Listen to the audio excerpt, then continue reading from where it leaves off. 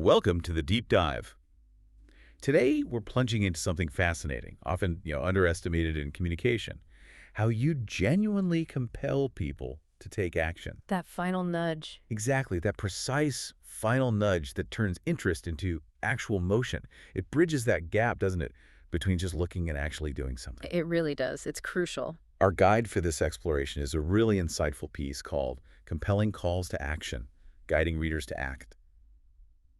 And our mission isn't just to understand what a call to action a CTA is. It's more about unlocking the secrets, How do you write CTAs that don't just tell people what to do, but actually make them want to act now? Seamlessly, almost instinctively. Yes, because if you've ever put out a click here or learn more and just heard crickets, well, this deep dive is definitely for you. We've all been there. Okay, let's unpack this then. Because honestly, for a lot of us, crafting that CTA feels like the last thing you do, almost rushed. An afterthought sometimes. Totally. You pour so much energy into the message, the story, the argument, and then you just tack on some generic instruction. Yeah.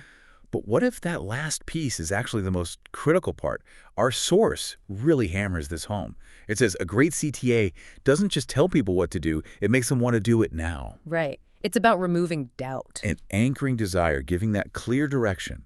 Without it, the source argues even the best copy, the most persuasive stuff, it just collapses right at the finish line. Leaves the audience hanging. Yeah, with that kind of, okay, now what feeling. Precisely. And that now what? That's the conversion killer, isn't it? At its core, a CTA is a precise instruction that turns attention into action.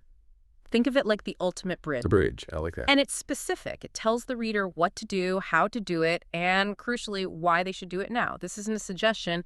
It's definitely not a wish sent out into the void. Okay. The source uses this powerful phrase, a command crafted with empathy. A command crafted with empathy. That's interesting. Because command sounds forceful, but empathy. Exactly. It's that paradox. The directness of a command, but with the understanding, the connection of empathy. It's a subtle dance, really. Yeah. You want the instruction to feel like a natural extension of what the reader already wants, not like you're pushing them. That makes so much sense. Because the best CTAs, they don't feel like you're being ordered around at all. No. It feels like someone just perfectly articulated the very next step you were already thinking about taking. That, yes, that's exactly what I need to do next. It flows naturally. And guides you forward, almost effortlessly. Okay, so we've established that these things are powerful, hugely powerful. But if they're so critical, why do so many CTAs, fail? Why do people ignore them? This is where it gets really interesting, I think. Our source doesn't hold back. It points to 3 common reasons most CTAs just miss the mark. Pitfalls, really. Okay. First, they're vague. We've all seen them, right? Learn more. Click here. It's like a digital shrug. Learn what more. Click why. So ambiguous. Exactly. Second, they lack emotional charge. There's no spark, no connection to what the reader actually cares about, no promise of relief or transformation. Just flat. Yeah. Yeah. And third, they don't connect to the value promised. You've built up all this anticipation, offered a solution maybe, and then the CTA feels completely disconnected from that promise. Like a non sequitur. It jars you out of the flow. Totally. And that's absolutely true. The source really emphasizes this. The strongest CTAs feel like the natural next step after building belief, trust, and desire. They are not added, they are earned. Earned, that's a key word. It is. It's not just semantics, it's strategy. You don't just slap a button on the end, you build towards it meticulously. And to earn that click, that action successfully, you need 3 core traits. Every high-converting CTA has them. Okay, what are the magic 3? First, clarity. It has to be specific, unambiguous, no guessing. Think get info versus, say, download your free 5-step guide to increasing sales. Much clearer. Right, leaves no doubt. Second, relevance. It must tie directly to what the reader wants right then and there, their needs, their pains, their hopes. If your article is about escaping the 9-to-5, a CTA for your corporate newsletter is, it's completely off. Totally irrelevant, misses the mark. Completely. It needs to align with their immediate mental landscape.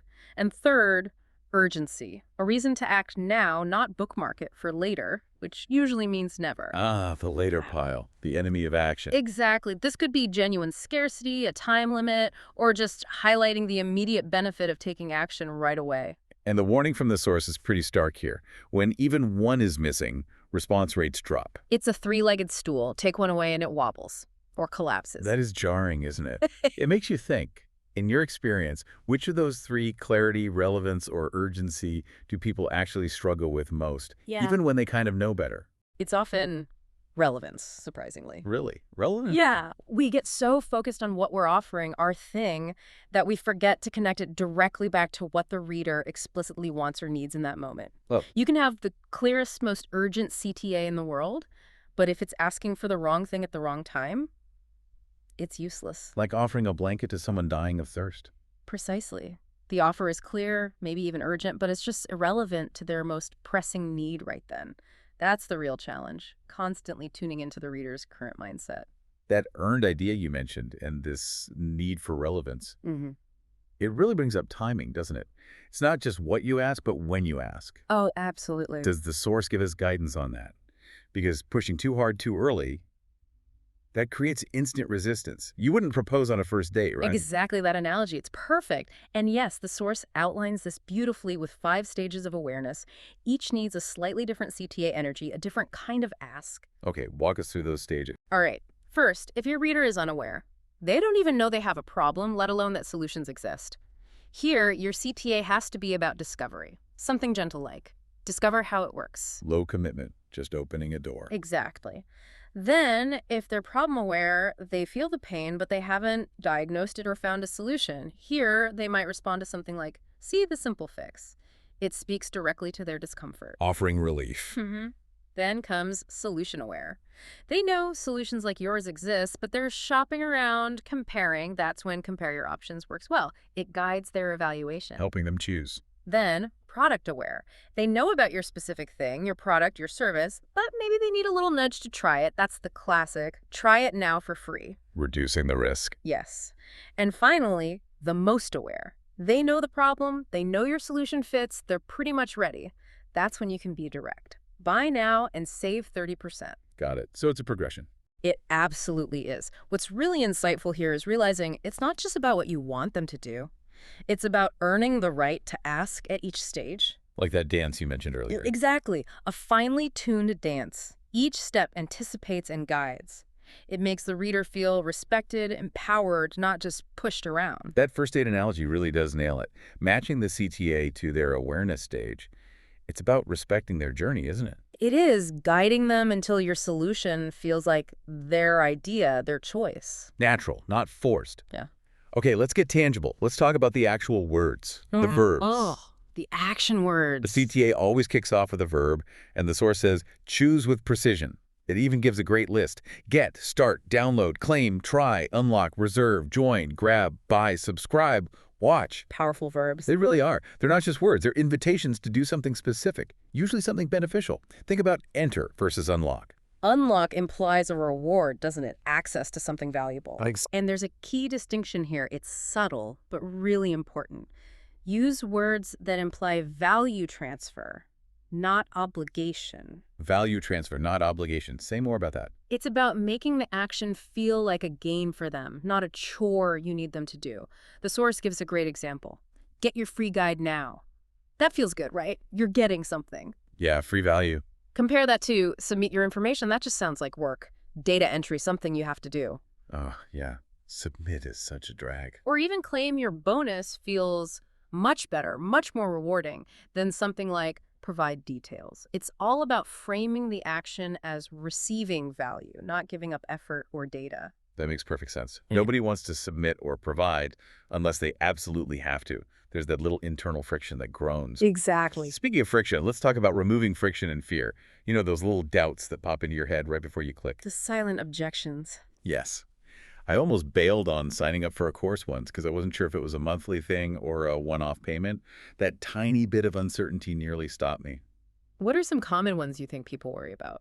Oh, those silent objections are absolute conversion killers, just like you experienced. The goal is to anticipate and preempt them. Make the action feel light, safe, rewarding. So how do you do that? Well, the source gives good examples. If they're thinking, okay, what happens next if I click this? You reassure them, start your free 7-day trial, cancel anytime.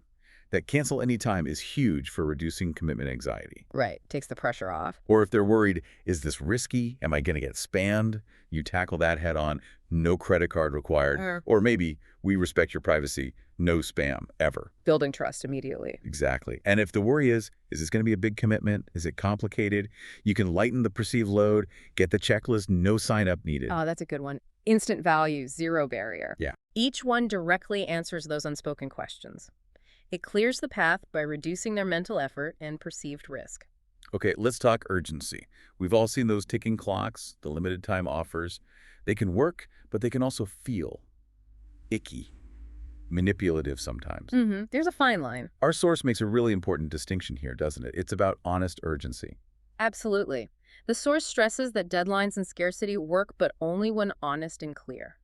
This isn't about inventing pressure. It's about highlighting genuine constraints or opportunities. So real reasons, not fake ones. Precisely. Think about the psychology. If an offer really is ending, that fear of missing out, FOMO, is a natural human response. The source gives solid examples of honest urgency. Today only, offer ends at midnight. Only 13 spots remaining. Doors close Friday at 6 p.m. Free gift for the next 100 downloads. Those feel concrete, verifiable. They are. They set clear expectations. But the cost of dishonesty, it's huge. The source warns very clearly, avoid false urgency. Once trust is broken, it doesn't return. Oof, it's powerful. You might get that one click, that short-term conversion bump through manipulation. But you've potentially lost that customer, that advocate, forever. You've damaged your reputation. And that's such a critical insight for building any kind of long-term relationship, isn't it? Whether it's customers, readers, colleagues, trust is everything. It's the foundation. A quick win gained through trickery just isn't worth eroding that foundation. So how do we make this practical? Let's look at some adaptable formats, templates maybe. Yes, the source provides some really useful CTA formats that work in any medium. These are great starting points you can adapt. Lay them on us. Okay, first one. Start desirable outcome now. This is great for framing the action as the first step towards something they want, like start building better habits today. Focuses on the positive future. Nice. Then there's get your benefit in time frame.